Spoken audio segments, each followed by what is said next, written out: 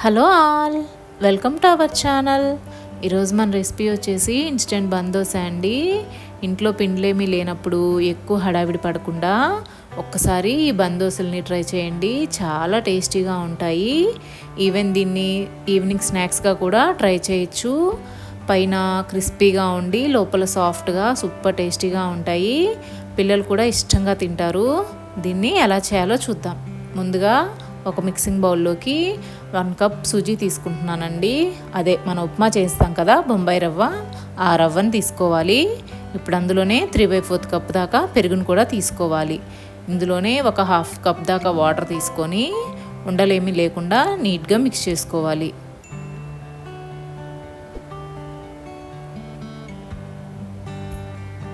ఇలా మొత్తం రవ్వ అంతా మిక్స్ చేసుకున్నాక ఒక 15 మినిట్స్ పక్కన పెట్టుకుందాం. ఇప్పుడు మరొక వైపు ప్యాన్లో ఒక 1/2 టేబుల్ స్పూన్ దాకా ఆయిల్ యాడ్ చేయాలి. ఆయిల్ కొద్దిగా హీట్ అయ్యాక 1/2 టీ స్పూన్ దాకా ఆవాలు, 1/2 టీ స్పూన్ దాకా జీలకర్ర వేసుకొని ఆవాలు జీలకర్ర కొద్దిగా చిటపట్లాడనివ్వాలి.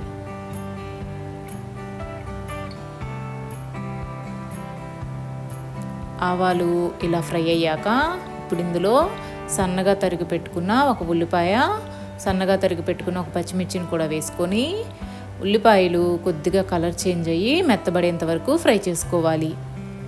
మరీ ఎక్కువ ఫ్రై చేయాల్సిన అవసరం లేదండి. ఉల్లిపాయలు కొద్దిగా మెత్తబడితే సరిపోతుంది. వీటిని పక్కన పెట్టుకుందాం. ఇప్పుడు మరోవైపు మిక్సీ జార్లోకి మనం కలిపి పెట్టుకున్న రవ్వని యాడ్ చేసుకొని అవసరమైతే కొద్దిగా వాటర్ యాడ్ చేసుకొని మెత్తగా మిక్సీ పట్టుకోవాలి. మనం మిక్సీ పట్టుకున్న పిండిని ఒక గిన్నెలోకి తీసుకుందాం. ఇప్పుడు ఇందులోనే మనం ఫ్రై చేసి పెట్టుకున్న ఉల్లిపాయలను కూడా వేసుకోవాలి. తర్వాత కొద్దిగా కొత్తిమీర వేసుకొని రుచికి సరిపడా ఉప్పు కూడా వేసుకొని ఇది ఒక్కసారి మిక్స్ చేసుకోవాలి.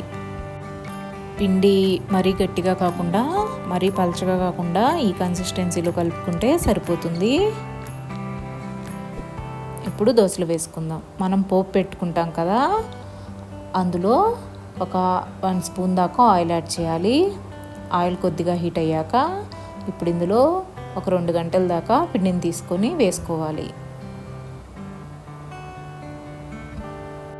ఇప్పుడు పైన ఒక ప్లేట్ పెట్టుకొని మంటని లో ఫ్లేమ్లోనే పెట్టుకొని కాలనివ్వాలి. ఇలా ఒకవైపు కాలాక ఇంకొక వైపుకి టర్న్ చేసుకోవాలి. ఇలా 2 వైపులా దోశను కాల్చుకుంటే సూపర్ టేస్టీగా ఉండే బందోస రెడీ అండి. చాలా టేస్టీగా ఉంటుంది. మీకు ఈ రెసిపీ ఎలా అనిపించిందో కామెంట్ చేయండి. వీడియో నచ్చితే లైక్ చేసి సబ్స్క్రైబ్ చేసుకోండి.